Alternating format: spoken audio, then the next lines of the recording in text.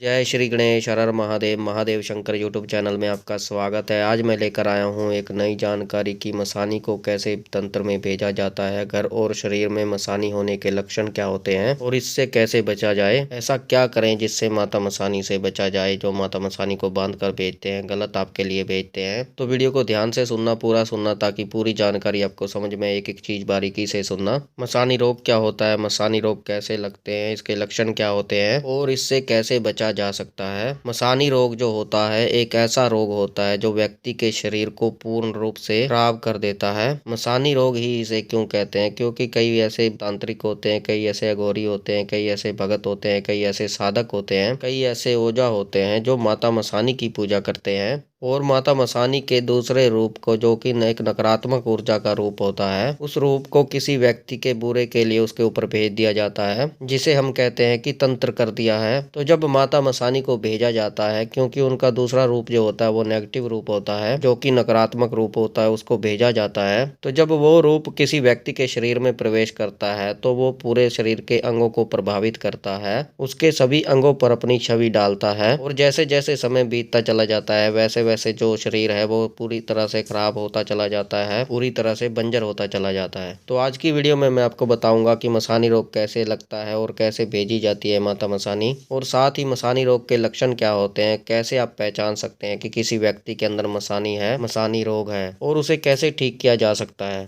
और आपको ये पता होगा कि मसानियां जो होती हैं 360 प्रकार की होती हैं और मसानियों की रानी जो माता मदानन कही जाती है, जिन्हें शीतला चौराहे वाली चौगानन भी कहा जाता है और बामन रूपी नाम से जाना जाता है, जिनका चौराहे पर वास होता है, ये माता मदानन होती है, जिन्हें मसानियों की रानी कहा जाता है। गुड़गांव में माता शीतला का मंदिर है जो बड़ी माता के नाम से जानी जाती हैं, वही मसानी देवी हैं। और मसानियाँ जो मैंने आपको बताया, जो 360 प्रकार की मसानियाँ होती हैं, उनमें जेवर वाली मसानी आती है, उसमें देवी फूलवन वाली मसानी आती है, ठाकुर मसानी आती है, रूपवन मसानी आती है, सारथ मसानी आती है, बसंती मसानी आती है, वीर मसानी आती है और हाड़ मसानी आती है, गुग्गल मसानी आती है। इसी प्रकार से 360 मसानियाँ आती हैं जो माता मदानन की सेवा में रहती हैं, जो माता मदानन की सेवा में कार्य करती हैं। इन्हें शमशान की देवियों के नाम से भी जाना जाता है। ये शमशान की शक्तियाँ होती हैं और ये अपने आप में बहुत ज़्यादा शक्तिशाली होती हैं। इनका बंधन भैरव बाबा के नाम से किया जाता है या फिर काली माता के नाम से किया जाता है। भैरव बाबा जो होते हैं, जो शमशान के भैरव होते हैं, वो शमशान के रक्षक होते हैं और उनकी इच्छा के बिना शमशान में कुछ नहीं होता। तो इन मसानियों को, अलग अलग मसानियों को लोग पूजते हैं, इनको सिद्ध करके रखते हैं, इनको भोग प्रसाद पे ही सिद्ध कर लेते हैं, जैसे अंडा, मांस, मुर्गी, मछली, जायफल, इस भोग से इनको सिद्ध कर लेते हैं। और सिद्ध करने के बाद ये किसी का बुरा भी कर देते हैं। जैसे कोई व्यक्ति इनके पास जाता है किसी व्यक्ति का बुरा कराने के लिए और वो व्यक्ति इन तांत्रिकों को पैसे देता है और ये तांत्रिक या भगत जो भी होते हैं ये उनका बुरा कर देते हैं, जो व्यक्ति जिसका भी बुरा कराना चाहता है। तो ये लोग माता मसानी को भोग देकर जायफल पे, मांस पे, मुर्गी दे दी या फिर अंडे पे, बर्फी पे, जायफल पे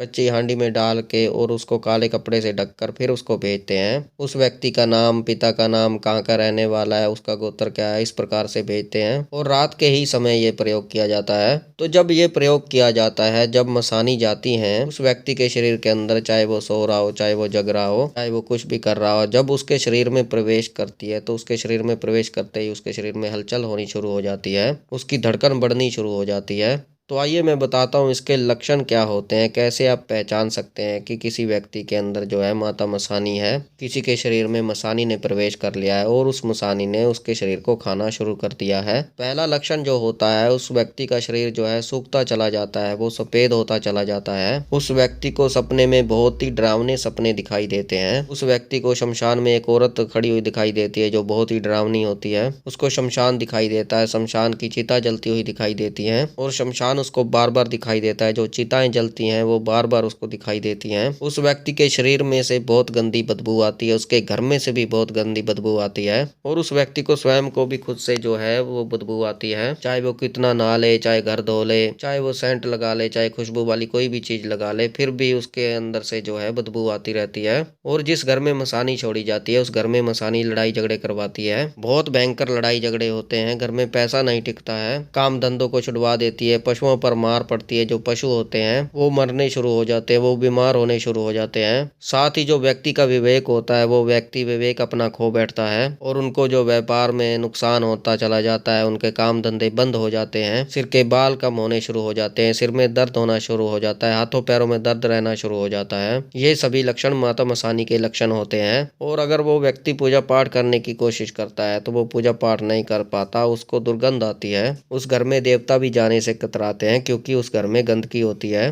तो ऐसे समय में, जिस समय में उस घर में माता मसानी का वास होता है, उस घर में माता मसानी का राज होता है, उस घर में बदबू फैली होती है, तो उस घर में अगर आप हनुमान जी की पूजा करेंगे तो हनुमान जी कार्य नहीं करेंगे, किसी अन्य देवता की पूजा करेंगे तो वो कार्य नहीं करेंगे। तो ऐसे समय में मसानी को उतारा जाता है, उसका उतारा किया जाता है। जो भगत जो होते हैं, तांत्रिक होते हैं, उसको उतारते हैं आपके शरीर से, आपका उतारा करते हैं और आपके घर में से उतारते हैं। और उतारने के बाद माता मसानी को उसके स्थान पर बैठा देते हैं, तब जाकर ये शांत हो जाती है। तो उसके बाद ऐसा नहीं है कि आपके ऊपर तंत्र नहीं हो सकता या फिर दोबारा नहीं भेज सकता वो व्यक्ति।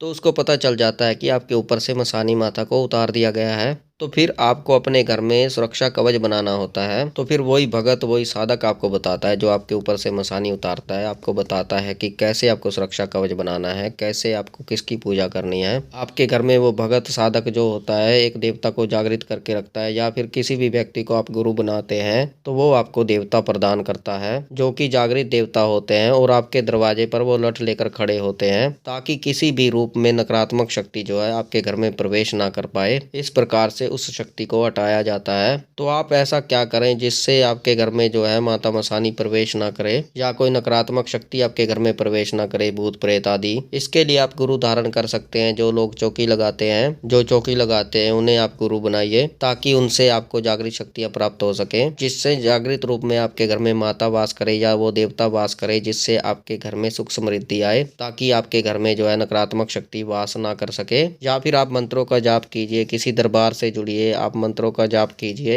जितना हो सके मंत्रों का जाप आप कीजिए, जब आपको जरूर करना चाहिए। और जो जल होता है चौकी का, गंगा जल होता है या फिर बभूत होती है, उसके छींटे लगाइए आप अपने घर में। अगर उसके छींटे आप अपने घर में लगाएंगे तो आपके घर में सकारात्मक शक्तियों का वास होगा। आपके घर में गंगा जल होगा, आप गंगा जल का छींटा जरूर लगाइए घर में। ऐसा करने से जो नकारात्मक शक्तियों का अंश है आपके घर से, वो धीरे धीरे खत्म हो जाएगा। ऐसा करने से लगभग 41 दिनों का आपको समय लगता है। 41 दिन तक अपने घर में आप छींटा लगाते हैं गंगा जल में बूबूत डाल के, या जो चौकी से जल मिलता है उसमें बूबूत डाल के, तो आपके घर से जो नकारात्मक शक्ति है वो बिल्कुल खत्म हो जाती है और आपके घर का जो है शुद्धिकरण होना शुरू हो जाता है। और 41 दिन के बाद फिर आपको अनुभव भी होते हैं। पितृ देवता आपके घर में वास करते हैं, आपके घर में कुल देवी और कुल देवता वास करते हैं। फिर आपको कुल देवी और कुल देवता के स्थान पर जरूर जाना चाहिए और उनसे विनती करनी चाहिए कि हे कुल देवता या कुल देवी, मेरे आप घर में चलो, मेरे साथ चलो और मेरे घर के गद्दी के मालिक आप हो, मेरे घर को संभालिए, हमें संभालिए और सुख समृद्धि के साथ आप हमारे साथ वास कीजिए। इस तरीके से करने के बाद आप अपने घर में अखंड ज्योत जरूर जलाइए। जिन देवताओं की आप पूजा करते हैं, जैसे भैरव बाबा, इस समय में जैसे भैरव बाबा की पूजा करनी चाहिए, माता काली की, इनकी अगर आप जोत जलाते हैं, बालाजी महाराज की नियम के साथ जोत जलाते हैं, तो आपके घर में देवीय शक्तियां वास करती हैं और आपके घर में सुख समृद्धि रहती है हर प्रकार से। तो फिर आपके घर में नकारात्मक शक्ति कभी वास नहीं करती, आपके घर में कभी प्रवेश नहीं करती। इस चीज़ का विशेष रूप से ध्यान रखिए। तो ये थी जानकारी तंत्र में माता मसानी को कैसे भेजा जाता है, उसके लक्षण क्या होते हैं, उससे कैसे बचा जाए। तो अगर आपके घर में भी ऐसे लक्षण दिखाई दे रहे हैं, किसी व्यक्ति के ऊपर लक्षण दिखाई दे रहे हैं, तो जो मैंने उपाय बताए हैं वो आप कीजिए, ताकि आपके घर से कोई भी माता मसानी भेजी गई है वो हट जाए और वापस चली जाए जहाँ से भी आई है, ताकि आप और आपका परिवार सुरक्षित हो, आप और आपका परिवार ठीक हो। तो बाकी मुझे विश्वास है कि ये जानकारी आपको समझ में आई होगी और पसंद आई होगी। अगर आप हमारे चैनल पर नए हैं तो चैनल को सब्सक्राइब कीजिए और बेल आइकन को दबाइए, ताकि हमारी जो नई जानकारी आए सबसे पहले आपको प्राप्त हो। ज़्यादा से ज़्यादा इस वीडियो को शेयर कीजिए और लोगों तक, ताकि उनको भी समझ में आए। अगर उनको ये लक्षण दिखाई दे रहे हैं, उनको ये संकेत मिल रहे हैं, उनके ऊपर भी कोई तंत्र किया गया है, माता मसानी को भेजा गया है, तो वो भी समझ सकें कि उनके ऊपर माता मसानी का वास है और वो भी अपना उतारा करवा सके। इन उपायों को करें ताकि उनके घर में सुख समृद्धि आए। लाइक करें, कमेंट करें, कमेंट में हर हर महादेव अवश्य लिखें। मैं महादेव और माता पार्वती जी से ये प्रार्थना करता हूँ कि आप पर सदैव कृपा बनाए रखें, आप खुश रहें, आपका परिवार खुश रहे, आपके सारे कार्य सिद्ध हो, आपकी हर मनोकामना पूरी हो, आपकी हर इच्छा पूरी हो। तो हम मिलते हैं एक नई जानकारी के साथ, तब तक के लिए हर हर महादेव, हर हर महादेव, हर हर महादेव।